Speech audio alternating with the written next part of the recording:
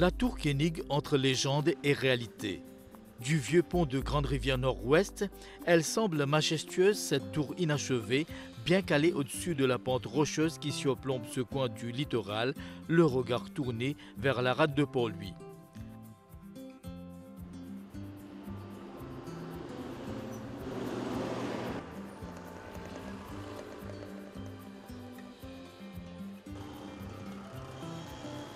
À l'entrée du quartier de la tour Koenig, le Vagrant Depot, tel une sentinelle qui veille sur un pan important du patrimoine historique du pays. Entre 1864 et 1886, plus de 60 000 travailleurs engagés et non engagés furent emprisonnés dans ce bâtiment. Leur délit, n'être pas en possession d'un document valide reconnu par les lois coloniales.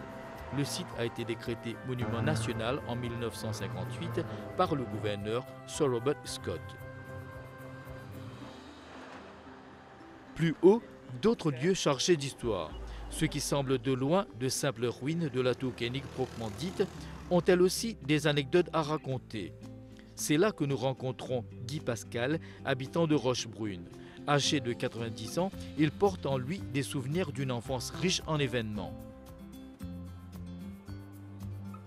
Un jour, quand nous passons là, avec mon maman, mon papa, mon maman, c'était en taxi. Et moi, tu vois ce bâtiment-là, mon arrière-grand-père qui a aidé à l'édifice de ce bâtiment.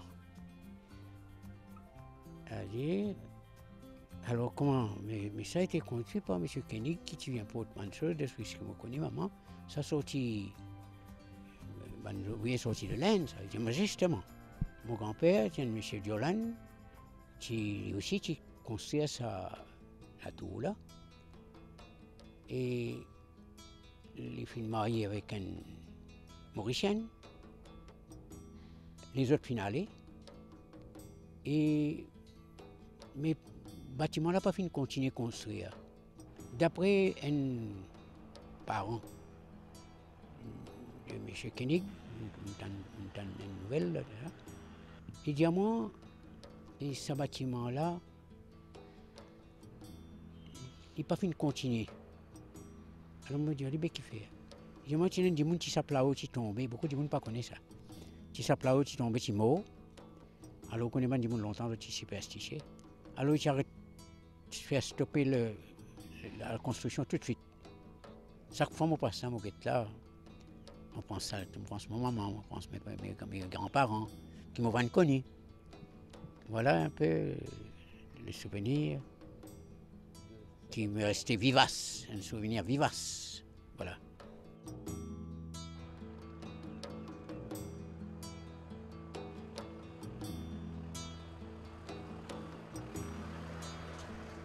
On a l'impression que toute cette région de la tour Koenig s'est construite à la faveur d'une mobilité sociale et culturelle sans interruption. Ce qui explique d'ailleurs toute cette somme de souvenirs accumulés au fil des décennies et que les habitants se plaisent à raconter avec passion et amour. Les choses ne sont plus les mêmes à la tour Koenig. La vie a changé définitivement de cours avec l'implantation il y a des années de la filature de la CMT, la compagnie mauricienne de textile. Émergence d'un monde industriel qui a permis à d'autres secteurs d'activité de s'installer à la tour Koenig. Quelqu'un qui s'y connaît, Kugan Naidoo, Business Unit Leader de la CMT. Qui est-ce qui a apporté au juste pour ce quartier-là? Depuis 1997, on a commencé, après l'expansion de Phoenix, on a bougé à la tour Koenig. Aujourd'hui, quand même, après 15 années, c'est quand même un méga développement industriel, je dirais. Rien que la CMT à la tour Koenig, nous sommes basés sur plus de 115 emplois industriels et plus de 2 500 000 m² de bâtiments. Et nous employons plus de 5000 personnes, dont plus de 1500 personnes sont des personnes qui habitent les régions avoisinantes, comme la tour Koenig, Pointe-de-Sable, et Petite-Rivière, et Canot, ainsi de suite. C'est déjà, je dirais, un gros facteur économique et un gros economic player qui est en jeu et pour le développement de la région. Es-tu vraiment boisé ici avant de venir? Oui, certainement. Et le premier site, le deuxième site, le troisième site, nous sommes sur 5 sites. J'ai été témoin de ces développements et je peux dire qu'on a vraiment commencé d'un endroit très boisé et sans même une appellation de site industriel. Aujourd'hui, là où nous sommes, c'est le deuxième site industriel de la Tokenik qui est quand même très important. Mais on a vu pendant ces 15 années des développements massifs et nous sommes aussi fiers d'avoir été partie prenante de ce développement économique.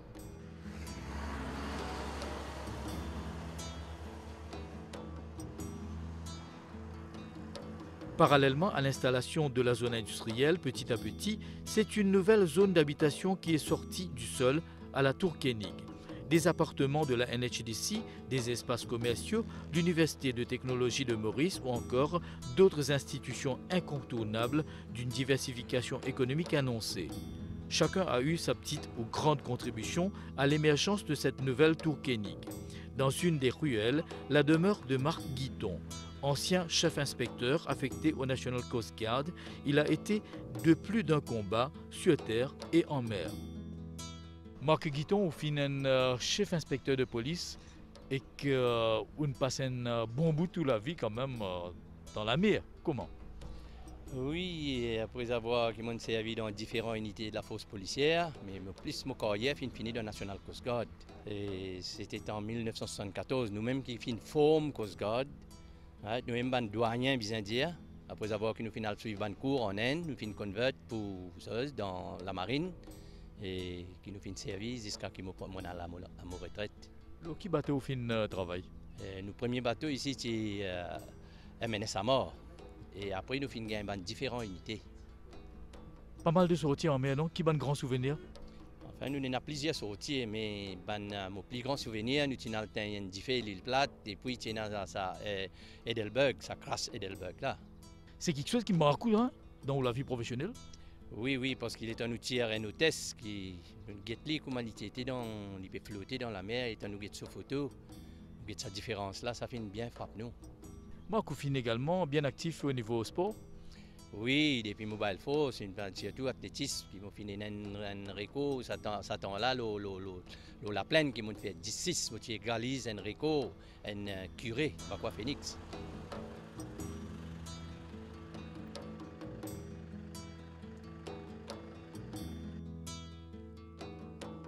Une histoire vivante qui continue à s'écrire à la Tour Koenig.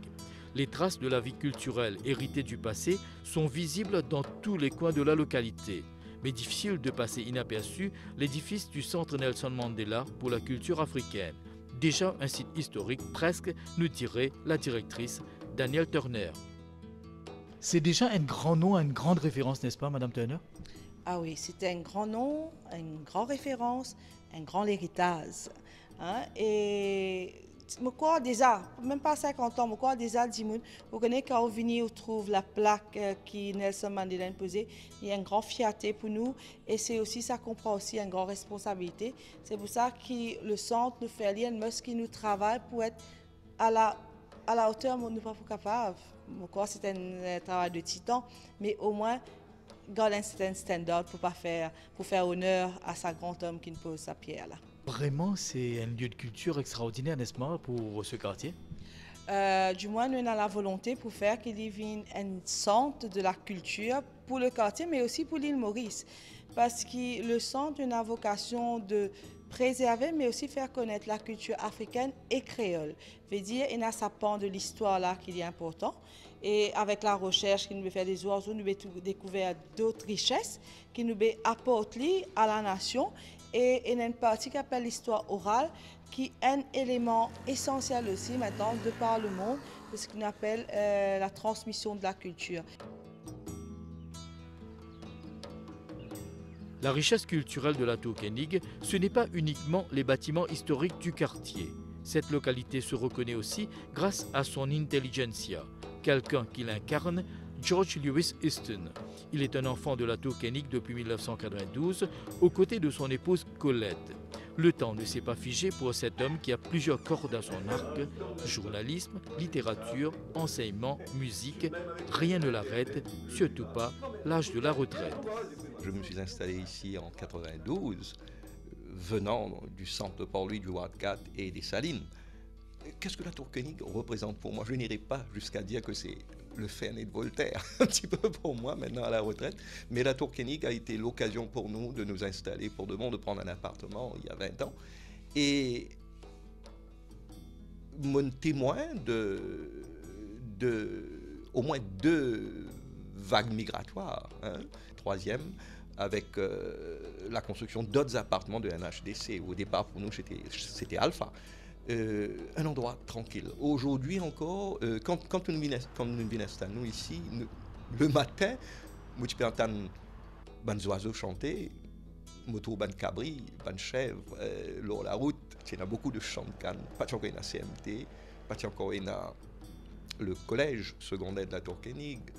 Moi, ce que je pense de la Tour Koenig, moi, je pense qu'on fait un très bon choix parce que finalement, je suis toujours content de l'île Maurice profonde. Je travaille beaucoup dans le nord, dans l'est. La Tour Koenig, c'est un peu à la périphérie pour lui. On retrouve un petit peu sa calme qui peut-être le constructeur de la tour s'y trouvait quand il faire une tour militaire d'observation ici. Ici, en même temps, à Borstal, le fils de Benioski, l'aventurier venant du Kamtchatka en 1773, a pris naissance.